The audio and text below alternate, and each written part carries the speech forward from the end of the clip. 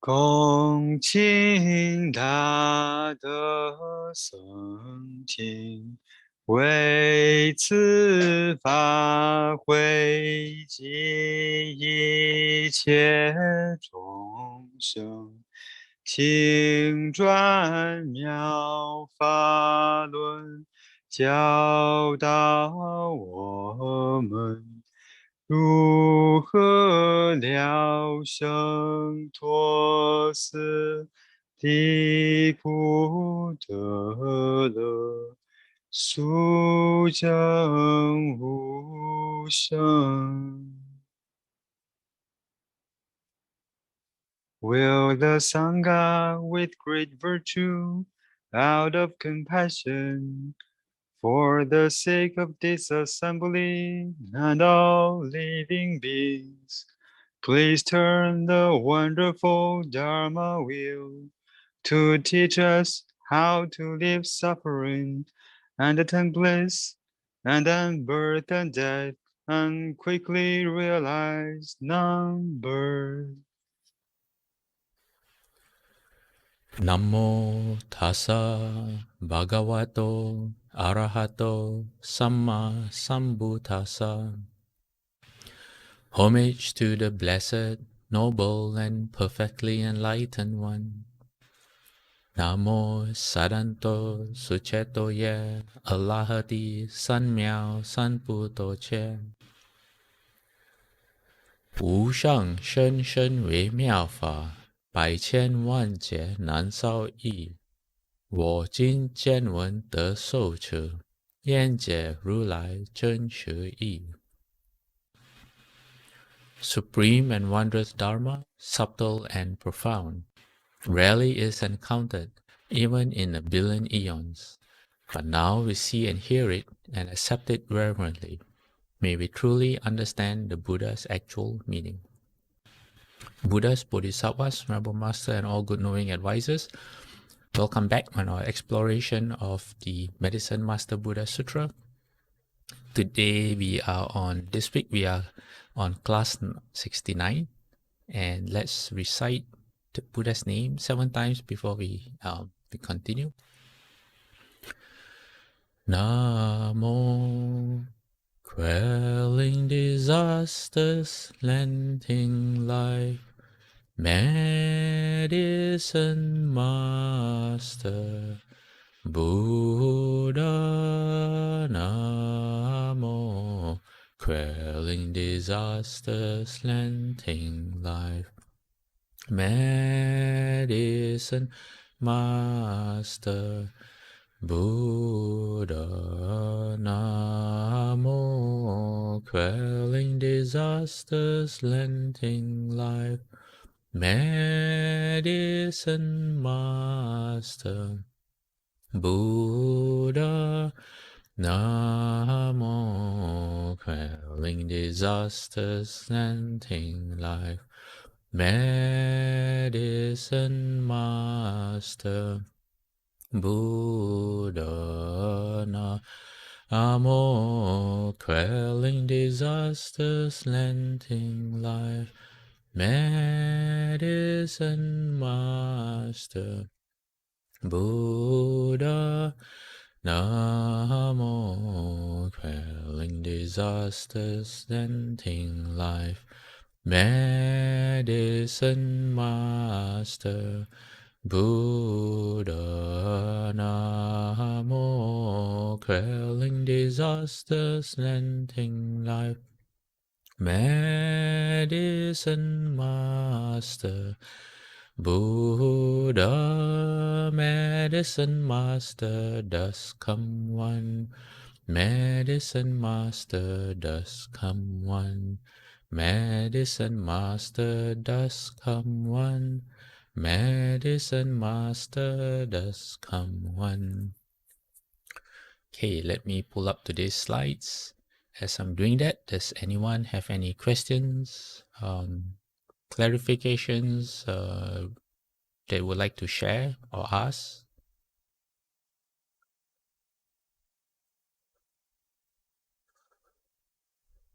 Whether it's to do with our classes or to do with the Dharma in general? If you want to type it in, you please feel free to do so if you don't want to ask verbally.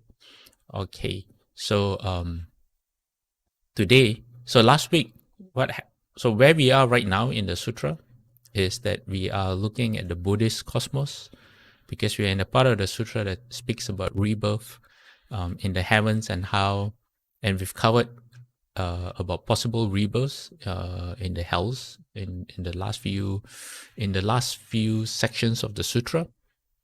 That would have been quite long ago in the classes. So I thought this would be a good time to look at the Buddhist cosmos, and we are going from in terms of, I guess, location, from the bottom, from the hells, going up to the heavens. And last week we've finished with the ghost realm. Almost, there's just a bit more, and then we went from the hell realm. We explored how the Buddha explained the possible births in the possible ghostly births that a consciousness can have after they finish their retribution in the hells. And today we have 3 short lives about lifespans in the ghost realm. And then from the ghost realm, we'll then investigate how consciousnesses are reborn in the animal realm. And there's 2 ways. One, you can go from the bottom up. So from the hell realm, you progress to the ghost realm. It doesn't sound like progress, but it is. Okay, you progress to the ghost realm, which is less worse. Is not good, but it's less worse than the hell realm. And then from the ghost realm, you progress to the animal realm, or you can fall. You can a higher realm than the animal realm, which is the human realm. You can fall into the animal realm. Yeah. Okay. I see Randy has a question, which we can address later. Okay, so let's just have 3 short slides on the ghost realm before we move on to the hell realm today. And this is from a sutra that the reason why I didn't cover it last week is because I only discovered it after the class. This sutra is called the Sutra on the Limits of Life. And the Buddha speaks about the lifespans of different beings in this sutra. So in this sutra, the Buddha says, monks, 1 day for the pretas. What are pretas? Pretas technically means hungry ghosts, and it's a catch-all phrase. It can mean specifically only the class of hungry ghosts, but it can also mean all the beings in the ghostly realm. So Shakyamuni Buddha says, monks, 1 day for the pretas corresponds to 30 days for humans. Since 30 such days constitute 1 month, and 12 months constitute 1 year, pretas have a lifespan of 500 years by this way of calculating. According to human years, this is 15,000 years, and premature death does occur. So basically, the suffering for a hungry ghost feels extremely long. However, their lifespan is not fixed. Sometimes they are hungry ghosts for comparatively or relatively shorter periods of time. Sometimes they have a very long lifespan, but it is not fixed. And then in the same sutra, the Buddha goes on to say, he describes them, he says, with their mouths and throats parched, they suffer intensely. Their bodies rise high like mountains tall. They are all coated in hair. Excuse me for the typo. They are all coated in hair. Their mouths are fretfully agape. Their noses extremely thin like needles. Their skeleton-like naked bodies are clad only in their own hair. Deformed figures with hands like cups. They suffer intensely from hunger, thirst, and fatigue. They howl and their aching bodies writhe. How do you pronounce that? Writhe. Constantly experiencing painful sensations, they cry out in agony. Those who resort to jealousy and spite for others in this world, having committed negative actions, will be born in the realm of the pretas. So there's a warning for anyone who recognizes the unwholesome habit of jealousy or spite, and you just generally don't like people and you commit unwholesome or negative actions, this is the rebirth that you create for yourself. So we have to be careful. All right, so now we move to the animal realm, and we will begin with the oh, you know what, I have my one slide in reverse order. Okay, so this is where we are. We begin from number 1, the bottom, where the hell realms are said to be located, and we are now moving upwards. If you look at number 2 and 2 to 5 is where we are, the humans are, as well as the animals. The hungry ghosts are also said to exist on the somewhat same location, but kind of different, I don't know, like a different dimension. And then we have the asuras as well. All right. Okay, let me go back to that slide. In the Shurangama Sutra, the Buddha says if beings have more emotion than pure mental activity, they will be reborn in the realm of animals. If their emotions are of greater weight, they will become fur-bearing beasts. And if their emotions are of lesser weight, they will become winged creatures. So that's very interesting. If their emotions are very heavy, they are stuck to the ground. But as animals, if they have slightly more thought, more logic than emotions, they can fly. They become eagles, birds. What other things can fly? Butterflies, moths, I guess falls into that category as well. Winged creatures. So the animal realm is said to be the most variety. It has an infinite variety of living beings. There are some of them crawl, some swim, some walk, some fly in the sky, some lie on the ground. They are on land, they are in the water, and just the birds and the flying animals, just the different species alone are uncountable. And as every, in the news, you constantly find scientists continuing to discover new species, things that they scientifically we have not recorded before. Yeah. Okay, let's move on. All right. Now we go back to the Shurangama Sutra and how the Buddha explains that how beings in the ghost realm are reborn in the animal realm. Okay, it says Ananda, once a being has made full payment on that part of his karmic debt which he was due to pay as a ghost. That means your karmic retribution as a ghost ends. His mind will empty itself of the emotions and thoughts that brought him to the ghostly destiny. Now he must come to this world to face the enmity of his original creditors and in person repay what he owes them.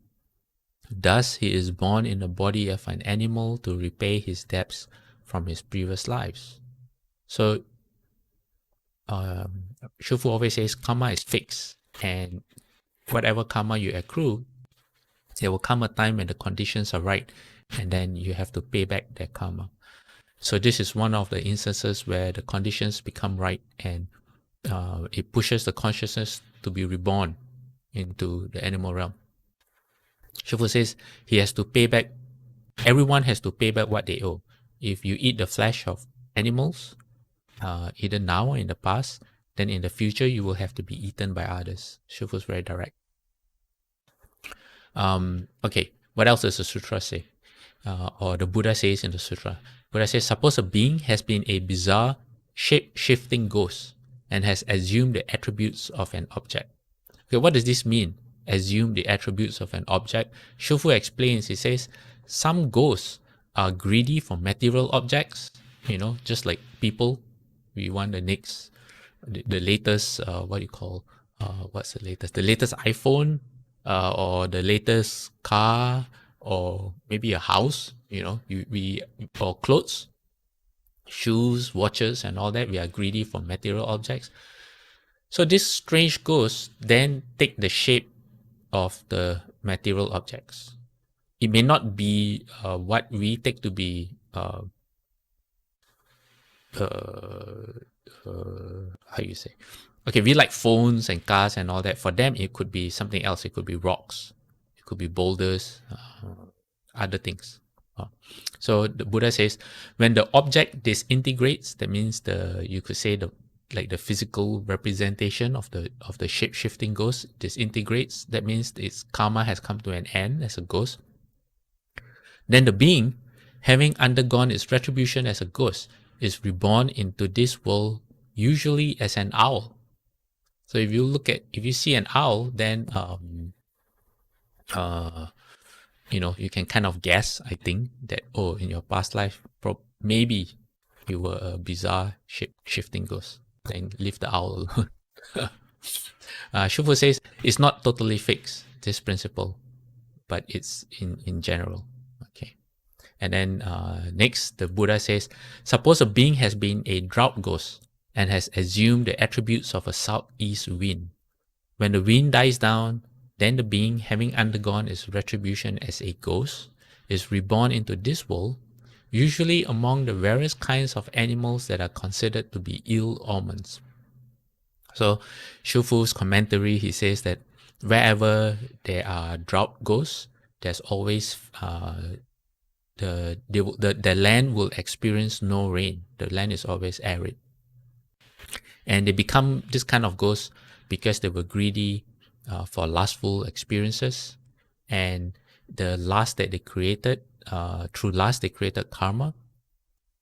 And their conditions led them to meet with wind. And that's how they become drought ghosts.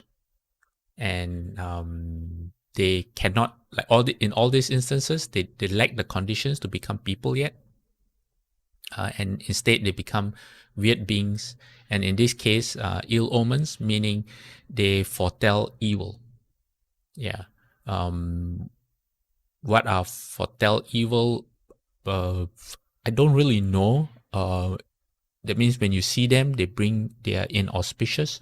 I think we know of black cats. People say when you see a black cat cross your path, I'm not sure what you do, but it's considered to be bad luck. So this kind of animals. Yeah. All right. Shuv also says that sometimes they can become birds that are extremely colorful, maybe like peacocks, but they still retain the habit of excessive lust. Yeah. All right. So let's move on. Buddha says, suppose a being has been an animal possessing ghost and has assumed the attributes of an animal. When the animal dies, then the being, having undergone its retribution as a ghost, is reborn into this world, usually as a kind of fox. And then after that, the Buddha says, suppose a being has been a hex poison ghost and has assumed the attributes of a venomous creature. So a hex poison ghost can take on the form of, for example, a snake, a cobra, a scorpion, something that has poison, so it's venomous. The Buddha says, when that venomous creature dies, then the being, having undergone its retribution as a ghost, is reborn into the world, usually as an animal that is venomous itself. So it takes the form of a venomous creature when it was a ghost, and then after that is reborn actually as an animal, as a venomous animal itself. Yeah. Okay. Next, the Buddha says, suppose a being has been a plague ghost and has assumed the attributes of an enfeebled creature. When that creature dies, then the being, having undergone its retribution as a ghost, will be reborn into this world, usually as a kind of parasitic worm. That's interesting. Shofu says that if you encounter this kind of ghost, this kind of plague ghost, they have a way of, I don't know, they absorb your vital energy and you kind of waste away. And they're really terrible, this form of ghosts, and they have serious demonic power. Yeah, you don't want to play around with them. So Shufu says they are reborn as bugs in your intestines or in the intestines of other animals or insects. And I'll just read Shufu's commentary. It's very interesting. Shufu says, I don't know if this kind of sickness exists in the West, but in China, these tapeworms can communicate. They can talk. They can talk to the person whose stomach they are occupying. There is no way to cure this kind of sickness with medicine, unless the person who has the sickness does not know that he is being given medicine. This is because the parasite worm in the stomach, they know your thoughts. So if you know that you're taking medicine to cure yourself, they know that too. So it's not going to work. And then Shufu says, if the sick person knows it is medicine designed to eliminate the tapeworm also knows. From this comes the expression, you're not a tapeworm in my stomach, so how do you know what I'm thinking? Okay, anyone heard that expression before? Okay, Shufu says, not only can tapeworms do this, but other kinds of weird beings can get into one's stomach and then carry on conversations. I've told you about the elder disciple I had in Hong Kong. She's probably more than 80 years old right now and was about 60 when she took refuge with me. So this was, let me count quickly, maybe about 70 years ago. I have to get my maths right. When Shufu related this story.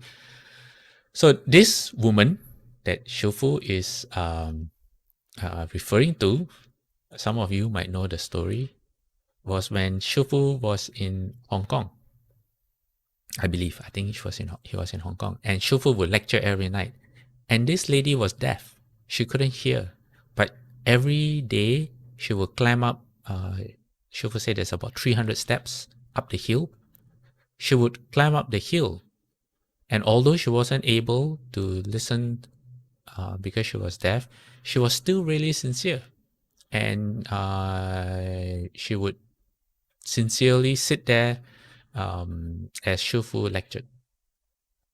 And then Shufu said one night, miraculously, she could hear the recitation of homage to the Lotus Pool Assembly of Buddhas and Bodhisattvas. And after that, she could hear it already. Her deafness was cured. Shufu said it was because of her sincerity. So one night, this woman had a dream. And she would say it seemed like a dream, but it also wasn't really a dream. And in her dream, she saw three really fat children, three plump children, very, very young, like 2 or 3, like toddlers. And after the dream, when she woke up, she was sick. What was she sick with? Shufu said she had to eat all day. She had to continue, she always had to eat every hour. And that meant she ate more than 10 times a day.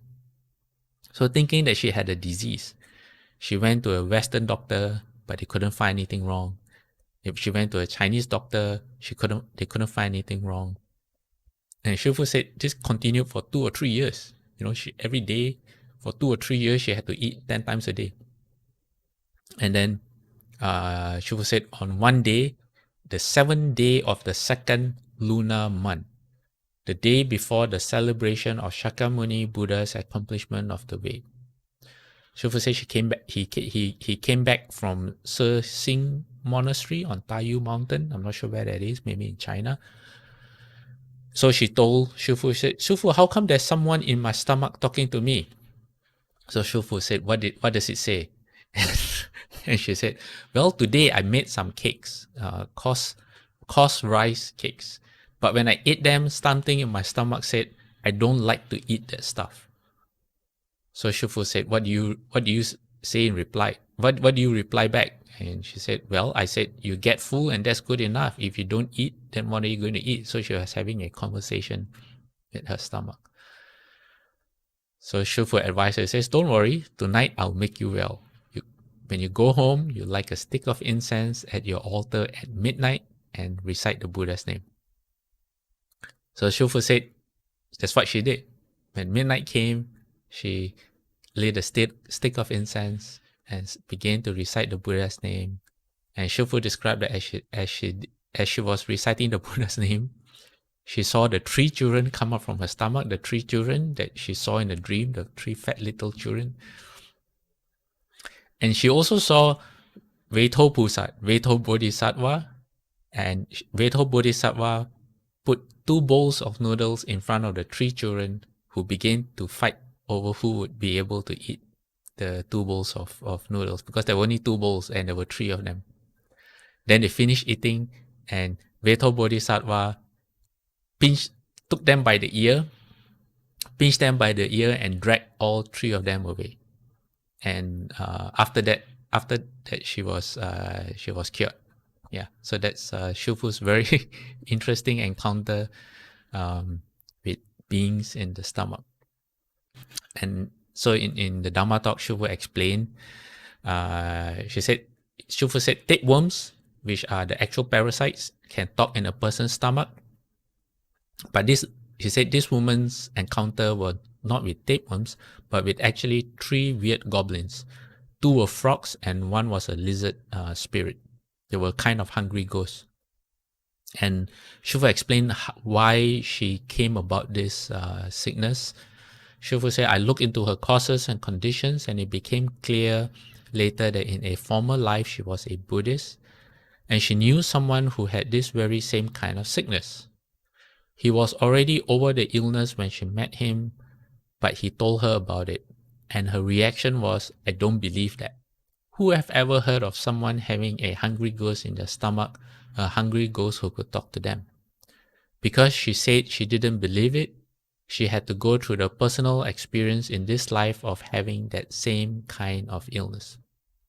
So I guess she wasn't sympathetic and was very dismissive, instead of being apathetic or having compassion or kindness with other people, and this was a retribution. Okay, let's go back to the slide. Second paragraph. Buddha says, suppose a being has been a hungry ghost and has assumed the attributes of some vital energy. When that energy disperses, then the being, having undergone its retribution as a ghost, is reborn into the world, usually among the kinds of animals that are eaten by people. So Shufu says there are 2 ways to explain the meaning of eating here. He says one way to look at it is that the animal can't do anything but eat. That's all it's good for. Shufu said like pigs or sheep, all they do all day long is just eat and eat and eat. The second way second perspective of eating here is you are being eaten by people, meaning you are livestock. So again, pigs, sheep, cattle, chickens,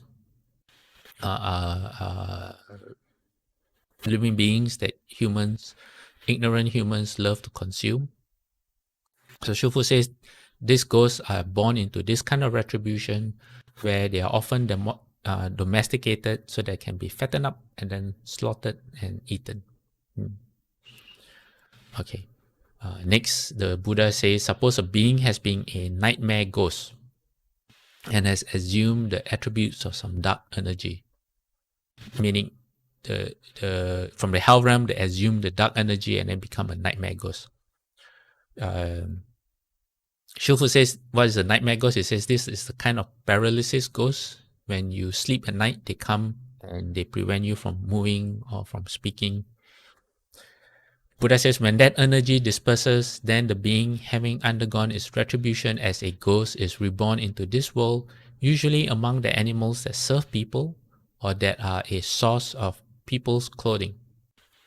So Shufu says this can be anything. Animals used for clothing can be anything that includes silkworms, or for example sheep again, or cows, where your fur or your skin or your hide is used as leather to make clothes. Then in terms of serving people, there could be dogs and cats that spend their lives in the household of humans. That means your pets, that they are obedient to you, or they help you out. So that's where, if you're wondering where your dogs and cats or your pets come from, now you kind of have the answer. And the Buddha goes on to say, suppose a being has been a malicious, shape-shifting ghost and has assumed the attributes of some intense vital energy. When that energy is exhausted, then the being, having undergone its retribution as a ghost, is reborn into this world, usually as a migratory bird. Shufu says these are the Wangliang ghosts, and when they become animals, they have an instinct about time. They just know when it is the right time to move. And animals like this include wild geese. See the wild geese, they always fly in a V kind of formation. They migrate north in the spring and south in the autumn. Swallows. Shifu says in spring, the swallows will come and nest. And once they have finished nesting, they fly away again.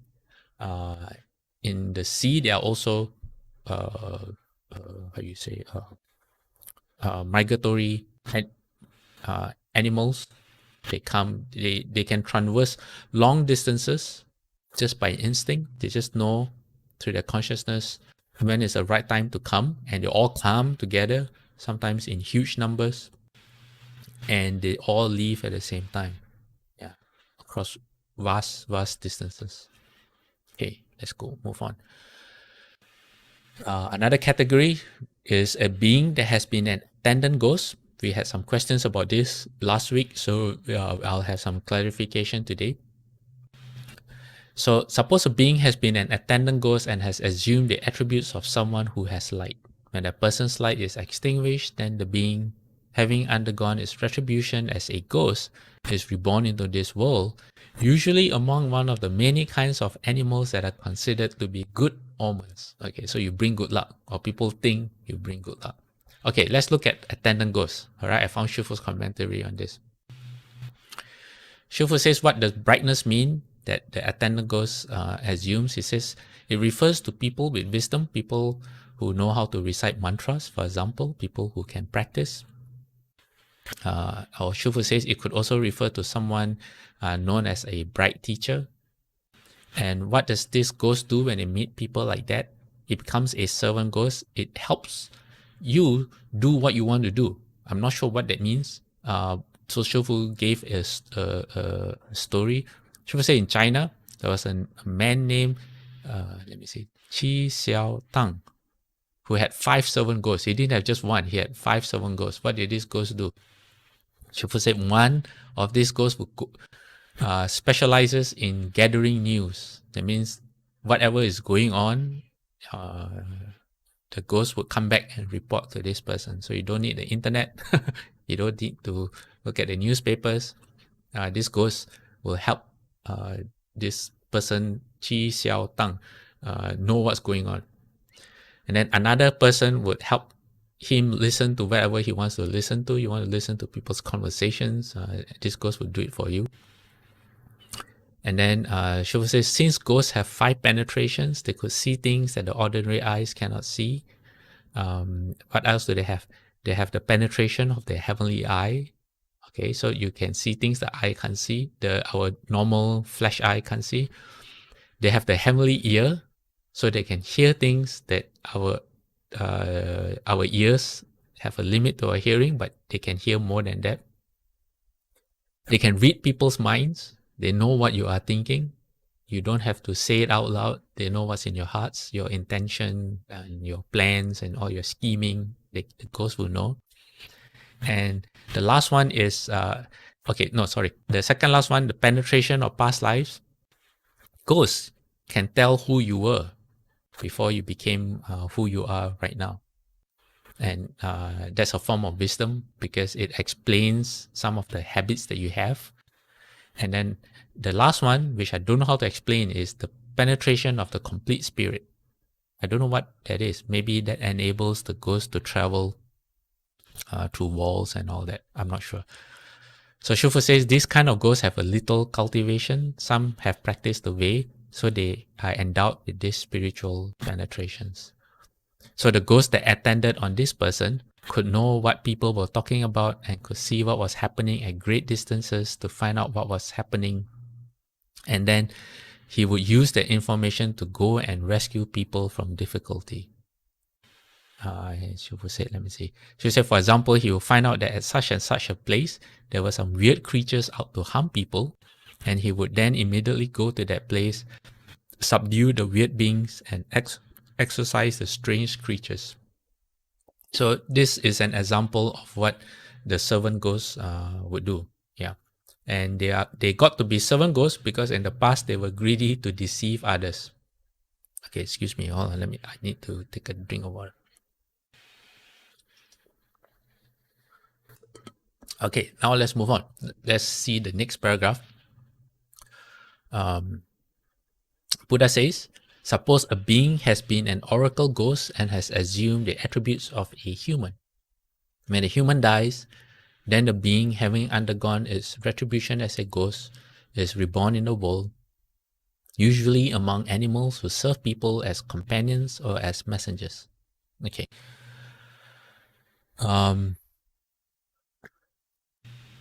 Okay, sorry. In the last paragraph, what are good omens? What are considered auspicious creatures? Mythological creatures? To us, they are myths, but they actually exist. So Shufu says the unicorn, phoenix are examples of animals and birds which are considered lucky. All right. Okay. So coming back to oracle ghosts, this is the same as we explored last week. Shufu says this kind of ghost can possess a person, speak through the person, and say things like, I am the Buddha, or I am a Bodhisattva, or I'm Jesus.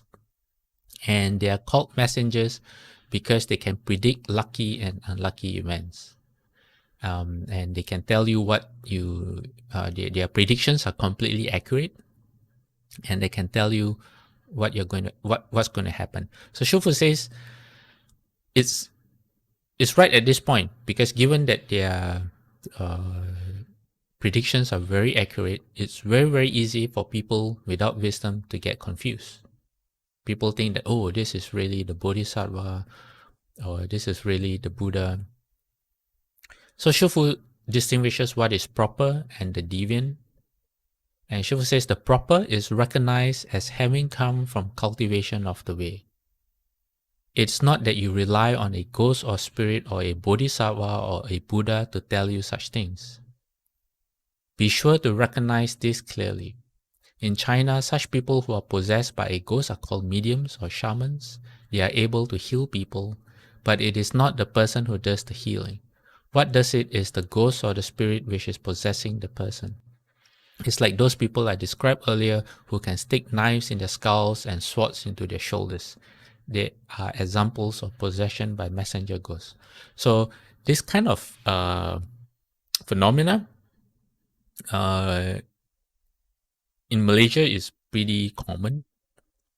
In Taiwan as well, there are even festivals where people who don't follow the Buddha's teachings, they have festivals where they celebrate these spirits, and a lot of people go into possession. And like Shufu says, they can do miraculous deeds that if you're an ordinary human being and you try, you would die, like sticking a knife into your body. I know in Penang, in northern Malaysia, there are people who can, there's like a giant frying pan, a giant wok over burning coals, and the medium would sit in the wok, and his whole body is covered like he's being baked, and they open it after a while and he's fine. There are videos on YouTube that show in Taiwan the medium walking through the town, and people offer him bottles of liquor, and he just drinks. He just takes one bottle and he drinks it in one go, like go, and he doesn't get drunk. And then less than 5 minutes later, someone else offers him a bottle of another bottle of liquor, I guess in exchange for protection or for good luck. And that's what he does. This medium walks around and continuously drinking bottles of liquor, and he never gets drunk. Yeah. So there are such documentaries available on YouTube if you are interested in finding out. So Shufu says when this ghosts are reborn as animals who serve people as companions or as messengers. He says these kind of animals are very docile, they're very obedient. So animals such as dogs, cats, horses are examples of this kind of rebirth. Yeah. Okay. Do we have any questions at this time?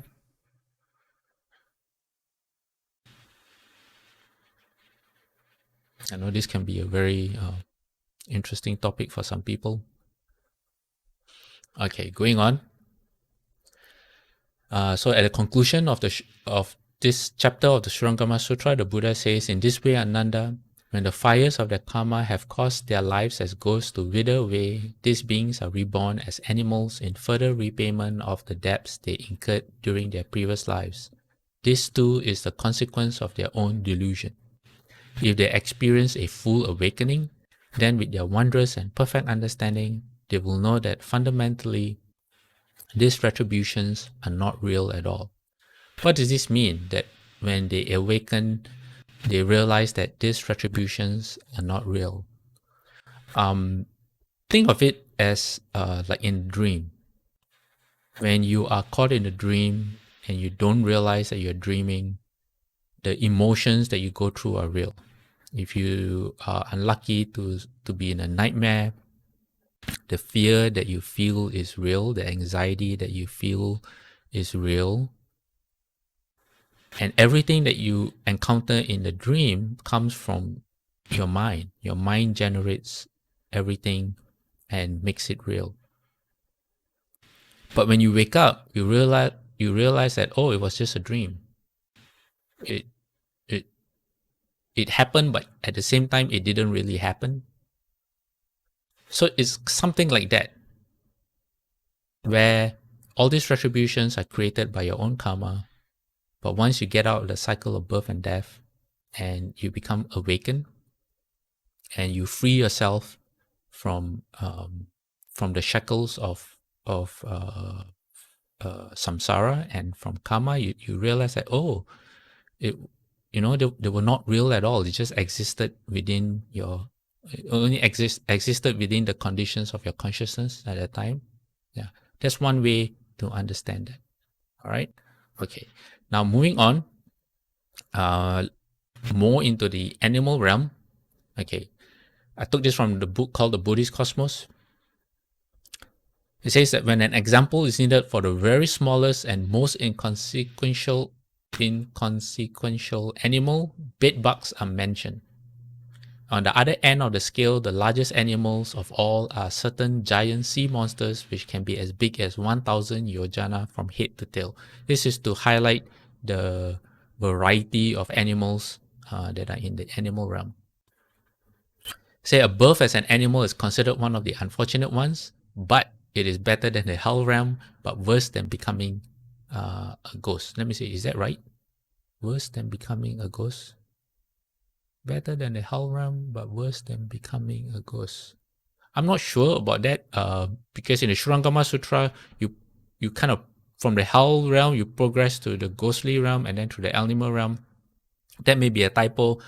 Don't take this for what it is. Okay, I will do more research and I will get back to you on that. That might be an error. It might not be. Okay, biggest animals in the Buddhist cosmos are actually sea monsters. They are known as giant fish, makaras, and they say that they live in the ocean, reaching lengths of many yojanas. That's, I think one yojana is maybe 16 or 26 miles or kilometers. So they're extremely huge. They have names like Timigala, Timirapingala, Ananda, Timinanda, Mahatimi. They're all really huge fish. And if you want to know more, there's a Jataka tale told by the Buddha. It's Jataka number 537 that talks about how one of these giant fish, as a very, very, very short summary is that this giant fish would eat something like seaweed, they would subsist on seaweed. They were kind of vegetarians. But one of these fish named Ananda, one day while eating seaweed, accidentally ate a fish.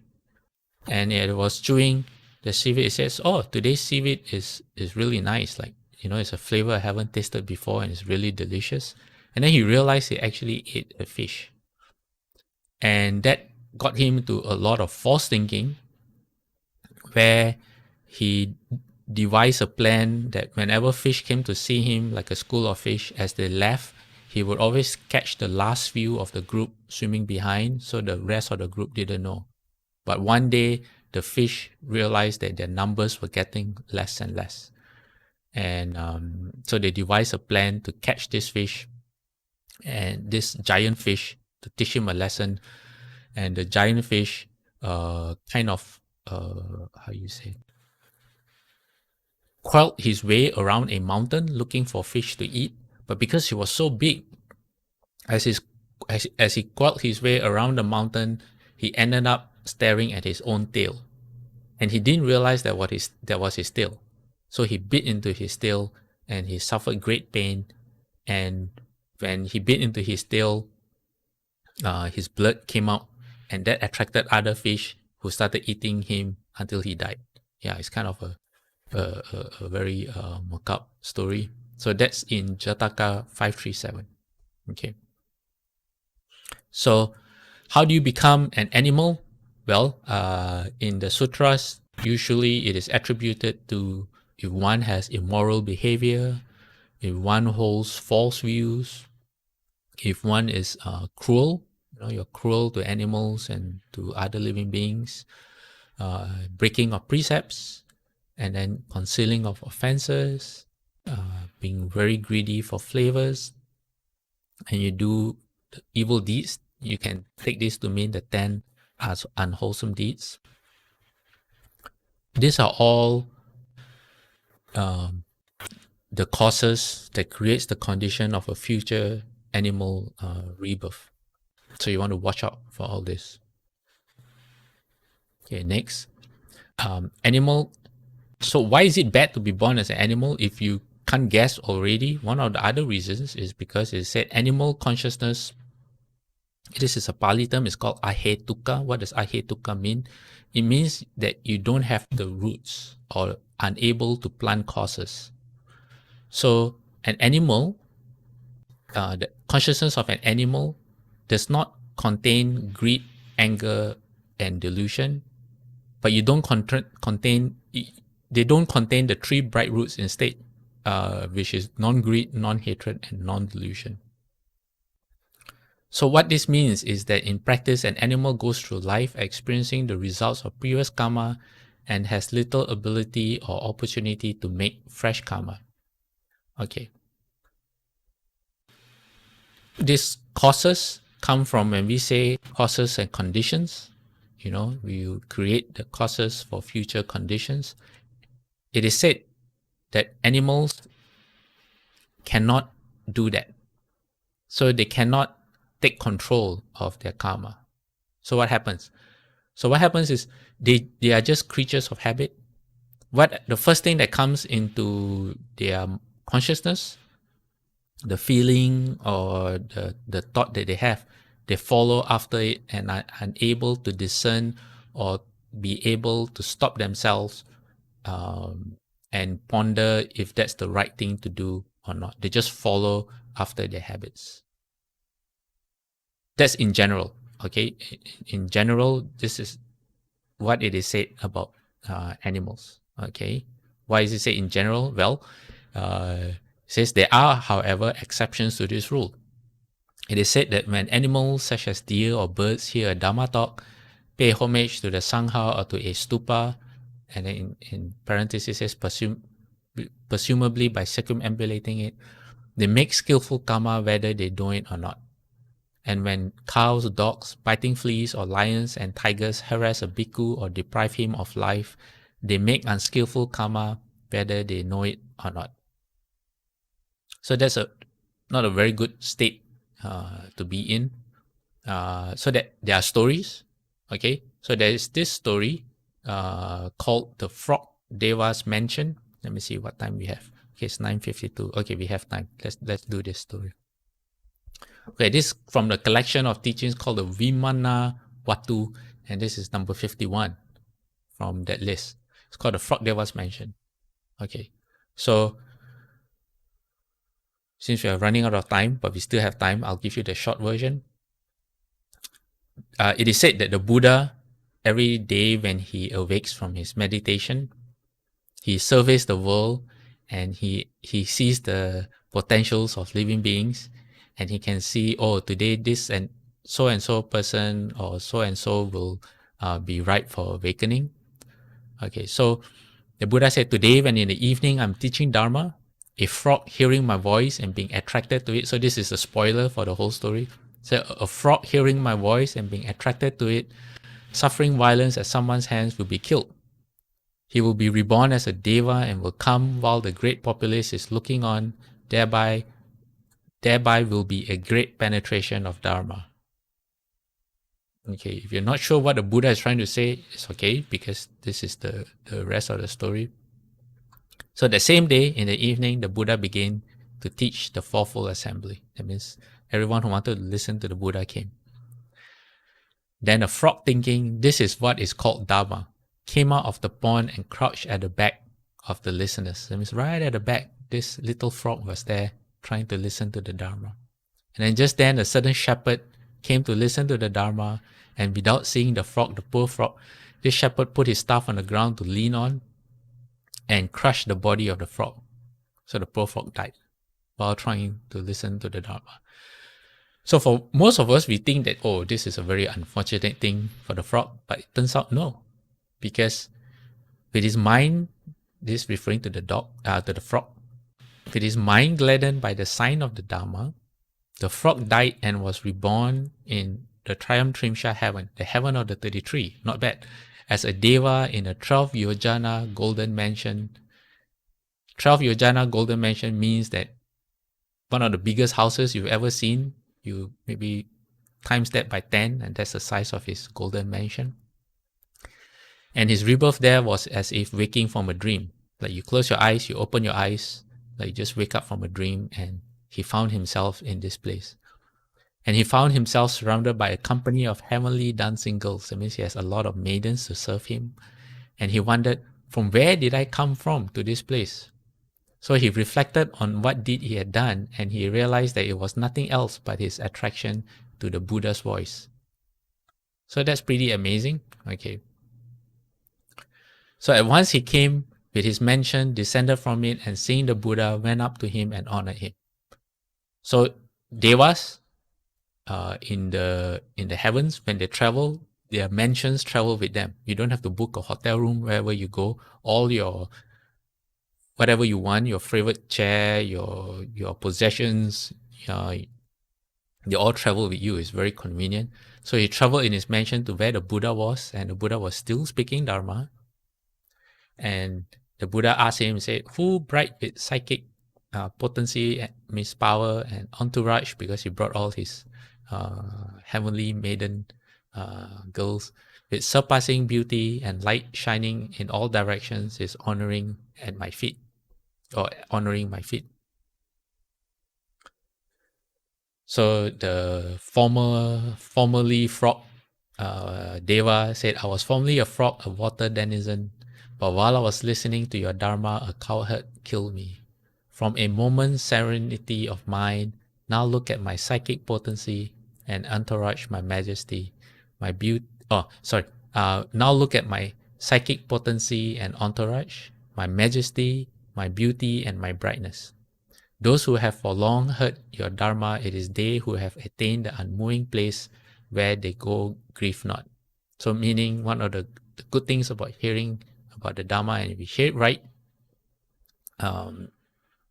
is that you reap benefits. Okay. And then the Buddha said, then the Buddha, looking upon the qualifications attained by the congregation, that means he understood the potentials of the people that he was teaching. He said, taught the Dharma in full. And at the end of the teaching that Deva was established in the fruit of stream entry, first stage arhatship. Having honored the Buddha, he returned to the triumph Trimsha heaven. So that's not bad, right? From a frog being able to listen to the Dharma, gets reborn in the triumph Trisha heaven, the heaven of 33, immediately flies to where the Buddha is to hear him speak the Dharma again. And at the end of the Dharma talk, he becomes a first stage arhat, becomes a stream enterer. It's pretty good for a frog. Yeah. So don't underestimate any opportunity to listen to the Dharma.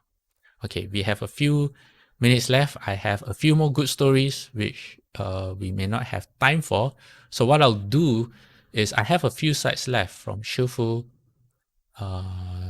Shifu's comments on the animal realm from the 10 Dharma realms. We'll cover that and then we'll come back to the questions that we have for today. And if I can squeeze in the other stories, I'll squeeze in the other stories. Okay.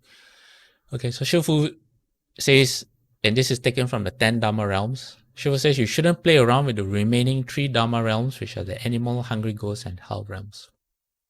If you try this out, you may not be able to escape. It is said that once you lose your human form, 10,000 eons may pass before that form can be obtained again. It's very dangerous. You shouldn't treat it as mere play acting. Remember, as animals, they lack the ability to create wholesome karma. They are just following along. They just go with the flow. They can't. It is very hard for an animal to take charge of his own fate. Shifu says, okay, let me see. Let me go on to next. All right, Shifu says, beings become animals as the result of one thing, which is greed. Eager animals feed on greed. For them, no matter what it is, the more the better. A little won't do.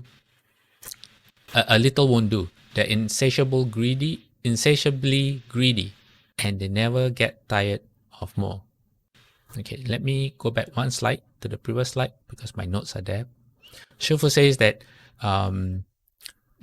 animals can't tell right from wrong, and because they're greedy for everything.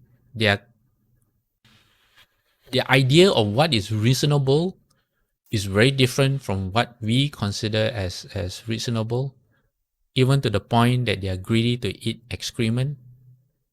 Shifu says the more excrement a dog eats, the better it likes it. People wonder how it can eat such filth, but the dog finds it savory with every mouthful. They delight in something that is basically unpleasant. This can be hard to believe if you've never had a dog before, but there was this encounter that I had at the City of 10,000 Buddhas when I was a volunteer there. I can't remember if I was a volunteer or I was a novice monk. We were putting up the tent for the 10,000 Buddhas, bowing repentance and the celebration of Shakyamuni Buddha's birthday.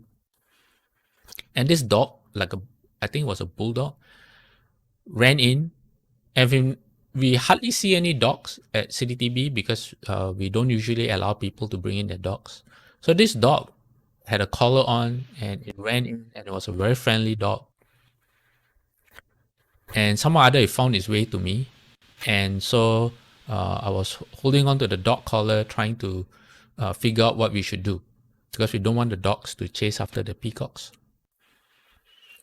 And this dog, so because we have peacocks, we also have peacock excrement all over the place. And this dog actually ate the peacock excrement, the dried one. He found one and he sniffed it and he actually ate it. And I was wondering, how can what's wrong with this dog?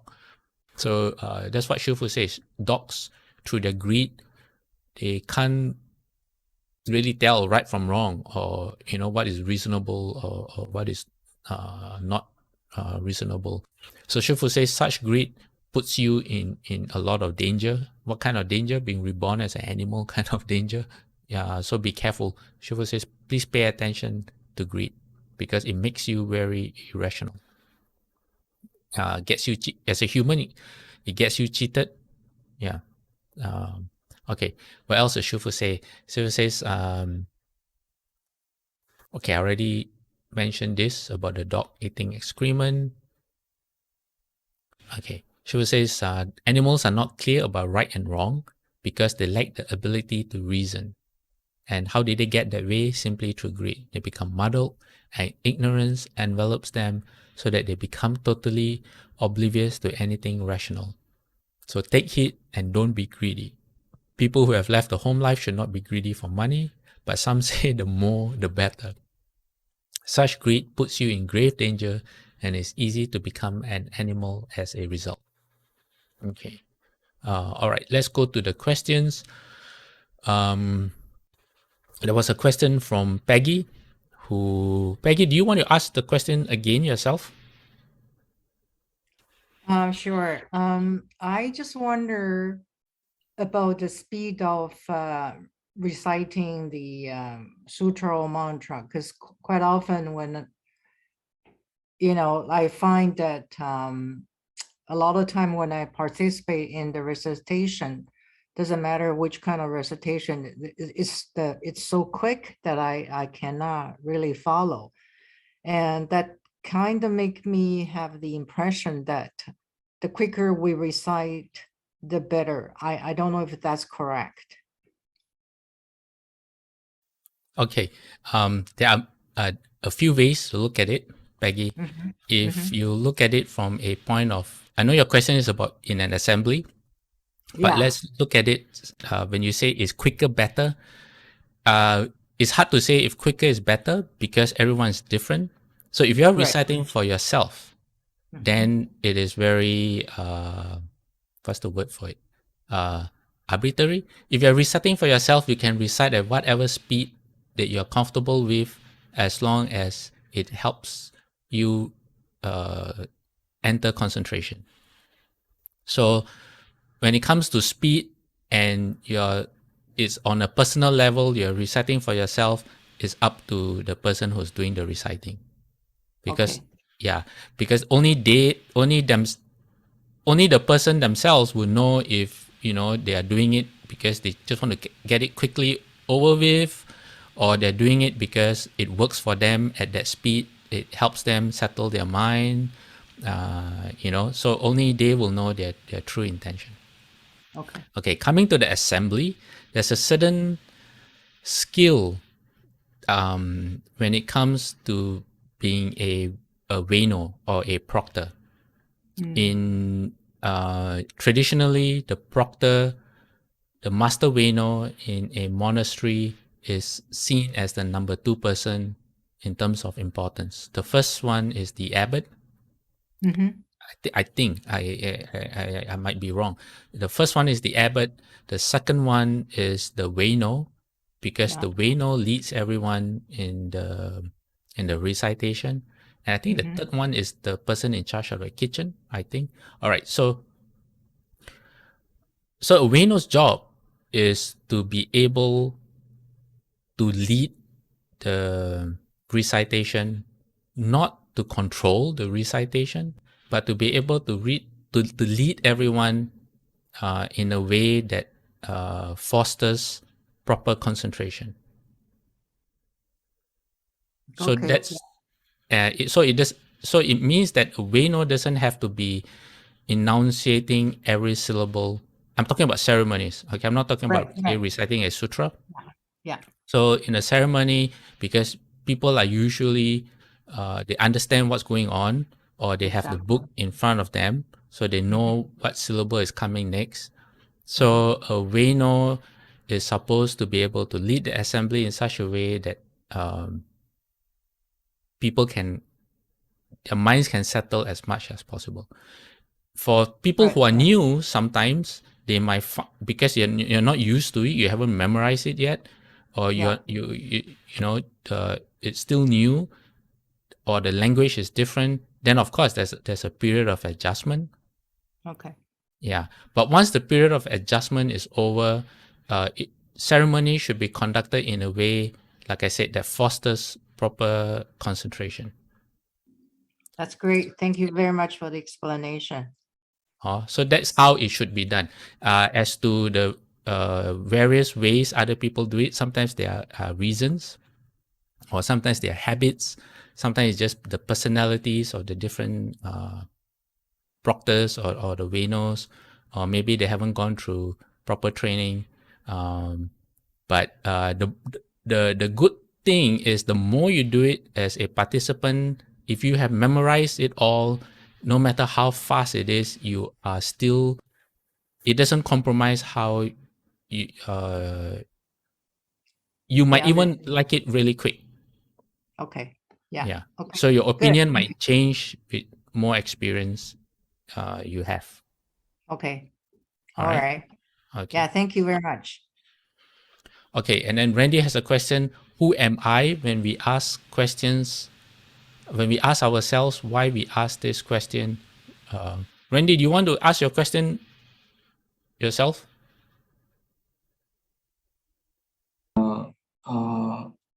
Dharma Master, just have to check why do we ask ourselves who am I when we meditate? Okay. So asking yourself who am I is a form of chant meditation, Zen meditation, where you create, it's called the Huato method. The question itself is not so important. One of the patriarchs said that the question is just meant to elicit the feeling of doubt. So he says the question itself, like who is reciting the Buddha's name, or who am I, or what is my original face, is like a piece of broken tile. And what you do is, say you want to knock on the door, you use a piece of broken tile, you pick up a piece of broken tile, you knock on the door to make the sound, to let the person inside know that you want to come in. And once that's accomplished, you can throw the tile away. So that's more or less the function of the Huato. You don't repeat the Huato over and over again like a mantra. You don't do that. But you use it to put your mind in a state of doubt. What's a state of doubt? I use this way to explain. A state of doubt is, okay, in my case, when I used to lead a normal life as a layperson, and when I would go out of the house, my hands would automatically go to my back pocket to see if my wallet was there, and to my front pocket to check if I had my car keys or my house keys, things that I should have when I leave the house. And there will be occasions where I forget, or my wallet is somewhere else. And I reach back and my wallet is not there, or my car keys are not there. And for a split second before my mind starts to think about, oh, maybe I left it on the counter, or did I drop it just now?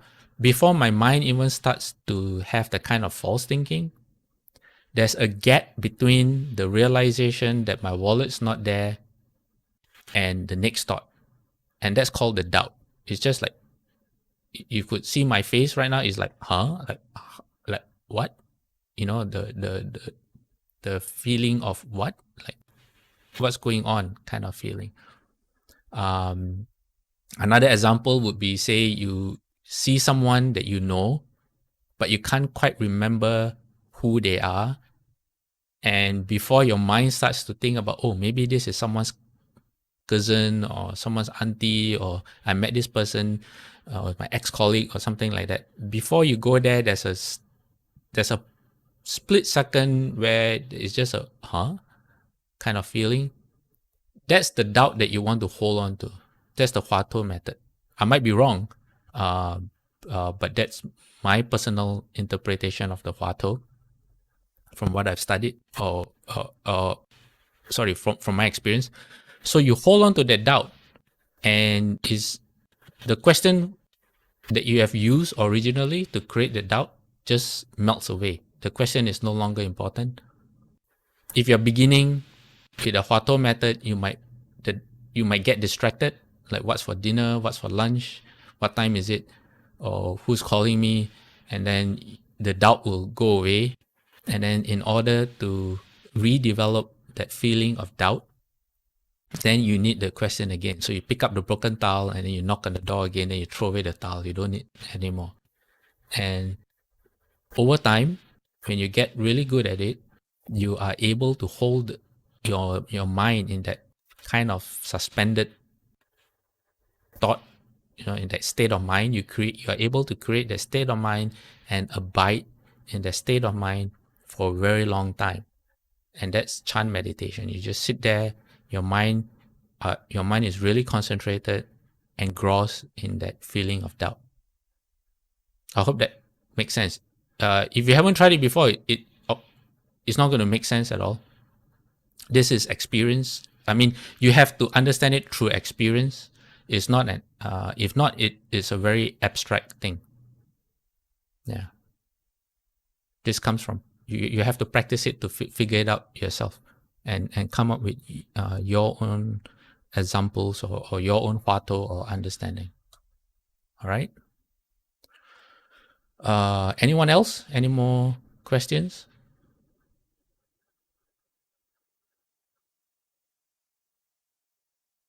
Yeah, Wunbo, just unmute your mic. You don't have to put up your hand. Yes, Dharma Master JinHe. So also about the Huato method. So I just said will form a facial expression of like a question, will that help? Would sustain that questioning mind? You mean a formal question? Was that what you said?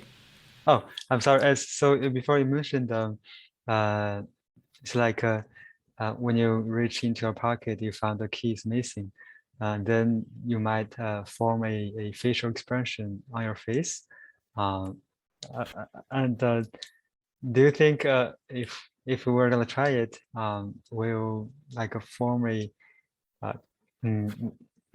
will we ask the question while we form that kind of facial expression help? No. You don't want you no. You're meditating. You don't want to hold that kind of expression. The expression is just another way of explaining what is supposed to be happening in your mind. Oh, okay. I see that. It is if the feeling had a facial expression, it would look like that. That's what I'm trying to say. Don't hold that kind of facial expression to when you meditate. It was just an example of what the feeling is like inside. All right. Yes, Dharma Master JinHe. Okay. Anyone else? Fasil, I had a question. I'm not sure whether it is the right way to say it. Because you say that greed is not something that is good. What if people greed on the positive way, in a sense that they greed for knowledge, they greed for progress in that manner? Is this acceptable? Okay, when we talk about the Dharma, some people tend to, I'm not saying you, I'm just saying based on, say, like myself, sometimes we approach the Dharma with a very strict approach. Strict meaning we throw out common sense and we don't really think about what's good, what's bad. And so when we say greed is bad, it means unwholesome greed is bad.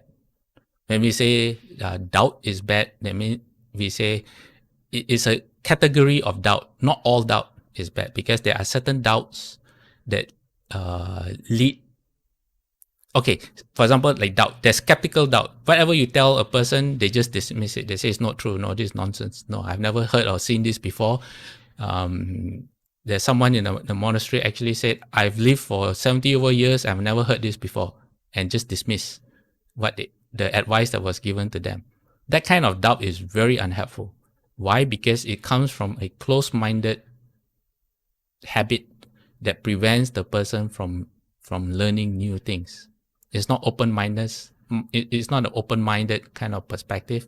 So that you can say is not constructive, is unwholesome doubt. But there's a certain kind of doubt that's not skeptical, or it could be skeptical, but it's a way, it leads you to understanding new things, because you are not closing your mind off to understanding. What you're seeking instead is understanding. You're trying to understand why is it like that. So that kind of doubt leads to questions. The questions may be, how you say, people are sometimes afraid to ask questions. But wholesome doubt, you should not worry about asking questions, although it may seem a bit rude, or you don't want to put the person you ask in the hot, not hot spot, in the tight spot. But you don't have to worry, because you want to learn. If your intention is to learn, then ask all the questions that you have, on all the doubts that you have, because you are seeking clarity and finding out more. So greed, okay, I think Shifu has mentioned this many times. So there are things that you can be greedy for that are wholesome. For example, wanting to help people, being greedy for more Dharma, being greedy for developing compassion, loving kindness, all those. If it's a wholesome thing, then to want more of the wholesome thing is good. Oh, and having said that, of course, some people are greedy for states when they meditate. Of course, that is bad. And we know why, because of the Shurangama Sutra. So we have to use our discretion, and as the more we understand about the teachings of the Buddha, then our wisdom will develop. Then we naturally, then these questions that we have naturally fall away, because we can, like Shifu says, being able to distinguish between rational and being non-rational, which animals like, that we do. So in the Dharma, we need to bring our thinking cap as we study, as we learn, and not just to accept things, on the surface or just as they are. If you have doubts, always ask. So greed, look at greed as all bad. Yeah, if it's a wholesome thing, you want to become a Buddha, you're greedy to become a Buddha, and it pushes you in your practice, that's a good thing. As long as it's backed up by precepts and the Noble Eightfold Path and, other wholesome aspects of the Dharma, then it's good. Thank you, Faster. Okay. Anyone else?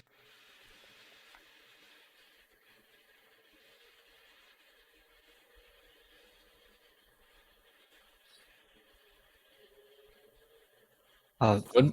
Master Tinker. Yeah. So as today we're talking about the animal realm. So we do want to should we treat animals with compassion, and but also if like seeing people have pets, and should we I don't know, should we treat them with compassion, but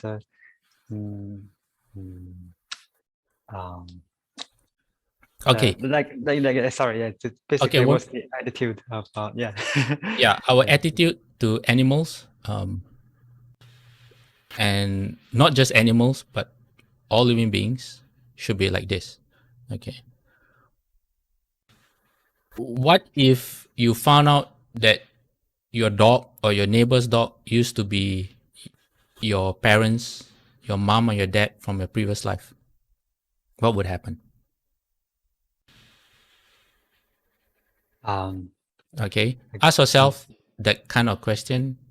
Or someone who was very dear to you, someone who meant a lot to you, and now has been reborn as either an animal or another living being, as a human or something. How would that impact your relationship with that person? Because if you investigate the sutras, that's actually what's going on. A lot of the living beings that we encounter are all our past relatives. We just lack the ability to see it. And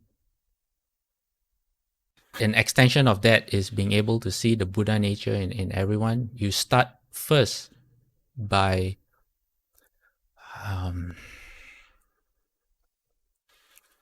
in the sutras they talk about developing respect and being filial for the Buddha, the teacher, your teachers, your parents, and your elders. This is the four often quoted example. It's because that when you encounter these four people, traditionally they bring out the best in you. It's very, very easy for you to be very respectful, to want to be at your best when you're with them. You don't want them to be disappointed in you at all. In fact, if you had any unwholesome habits, it will make you very ashamed of yourself. So Mahayana is, if you ask me what Mahayana is about being able to recognize the instances where you are at your best in a very natural way, and you become greater than who you normally are. For example, you have your favorite thing to eat is the last piece, but you would gladly give it to, say, your grandmother or your parent, or make it an offering, and you don't see it as a sacrifice because it fills you with joy and gladness instead. So look out for yourself when you're at your best, and then understand what brings out the best in you. The people who bring out the best in you. And Mahayana is about understanding that potential about yourself, and then allowing other people to bring out the best in you all the time. That's what Guanyin Bodhisattva does. We just talked about this Wenbo in our class last week.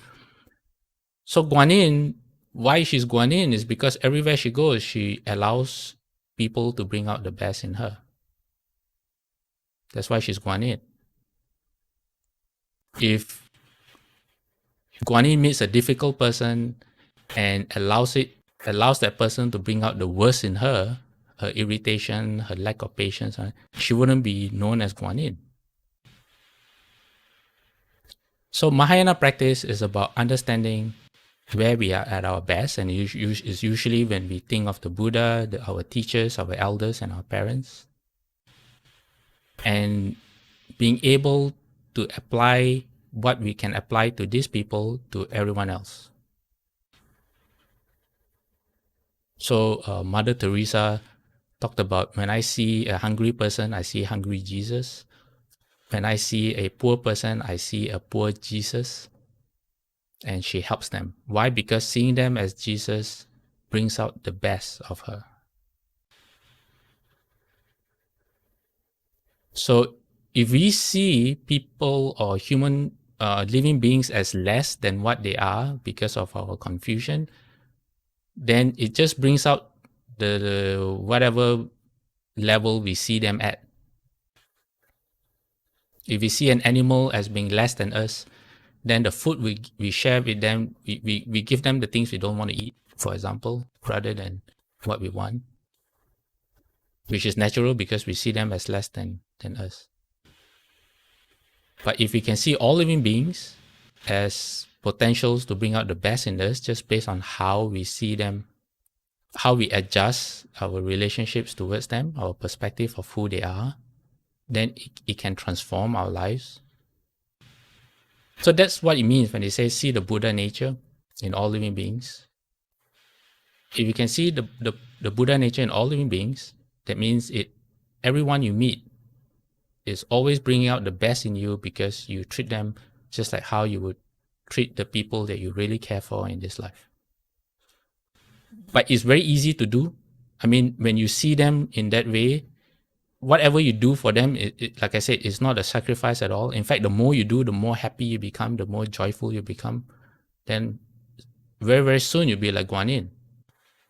You're very chizai, all those things that you can do, like Guanyin can do, or like Earth Store Bodhisattva, going down to all those really, really terrible places, meeting people at where they are, and being able to help them is not seen as a chore, or you would gladly do all those things.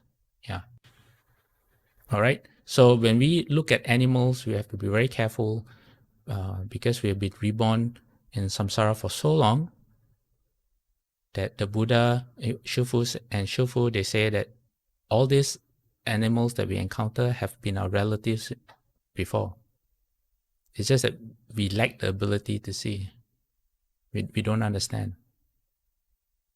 So we treat them as food, we treat them as pets, we treat them as, we don't really care for them. Sometimes we do, but it is only for those who have, in very limited cases, we are unable to generate that. So for us who claim to be in a Mahayana vehicle, ask yourself, we are supposed to be Mahayana, but how do we go about treating living beings? All right. So if the more we can allow people to continuously bring out the best in us, the more we are on the Mahayana path. All right. Instead of letting people bring out the worst in us, which doesn't really make sense. All right. Okay. No more questions. Keep your questions for next week because we have to end. All right. I can hear them doing the meal offering downstairs already. Okay. Let me look for dedication of merit.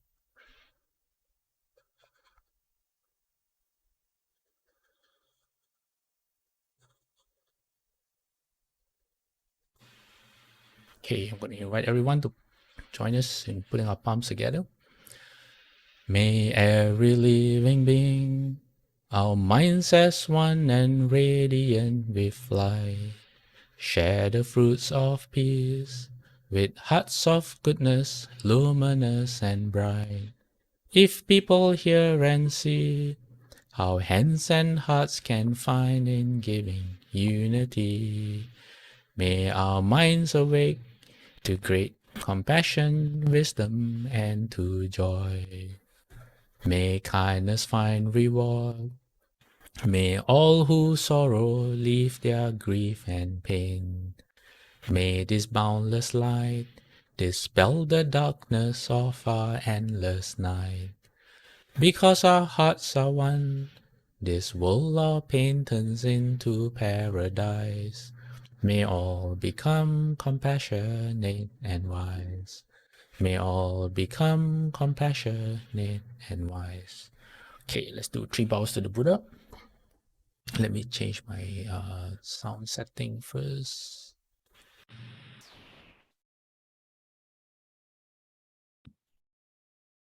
Okay, 3 bows to the Buddha.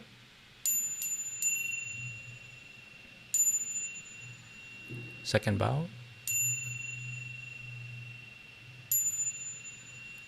Third bow.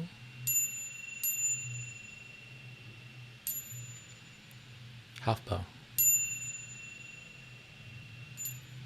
Bowing respect to the Rebel Master.